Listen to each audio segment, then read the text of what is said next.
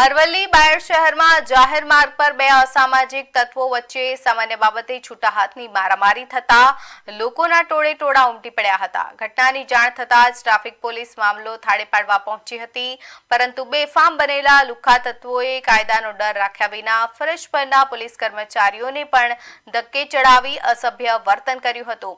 આ અંગે ડીવાયએસપી વાઘેલાએ જણાવ્યું હતું કે જાહેર માર્ગ પર કાયદો હાથમાં લેનારા અને પોલીસ સાથે ગેરવર્તણૂક કરનારા બંને આરોપીઓની પોલીસે તાત્કાલિક અસરથી ધરપકડ કરી છે અને શાંતિ ડહોળનારા તત્વો સામે કડક કાર્યવાહી કરવામાં આવશે। પરમાર એ પોતાની રિક્ષા લઈ અને જતા હતા અને પોતે દારૂ પીધેલ હાલતમાં હતા। આ દરમિયાન એની રિક્ષા પાછળ રિક્ષાને પાછળથી એક ટેમ્પો ચાલકે અથડાવતા એને નંબર પ્લેટને ગોબો પડેલો। જે થયેલ નુકસાનના પૈસાની માંગણી આ જે આરોપી છે એણે ટેમ્પો ચાલક પાસે ચાલુ કરેલી અને જસુભાઈ પરમાર પણ ત્યાં આવી ગયેલો।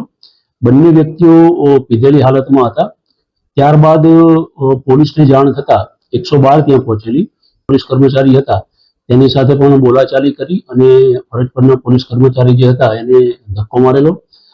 આ બનાવ અનુસંધાને પોલીસે તાત્કાલિક કાર્યવાહી કરી અને આ જે બંને આરોપી છે આ બંને આરોપીઓ વિરુદ્ધ પ્રોહિબિશન એક્ટ નીચે ગુના દાખલ કરી અને બંને વિરુદ્ધ કાર્યવાહી કરેલી છે।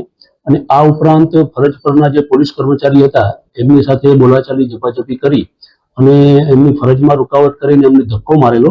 જે અનુસંધાને સરકાર તરફે બંને આરોપીઓ વિરુદ્ધ પોલીસની ફરજમાં રૂકાવટ અને પોલીસ ઉપર હુમલા કરવા અંગેનો ગુનો દાખલ કરવામાં આવેલો।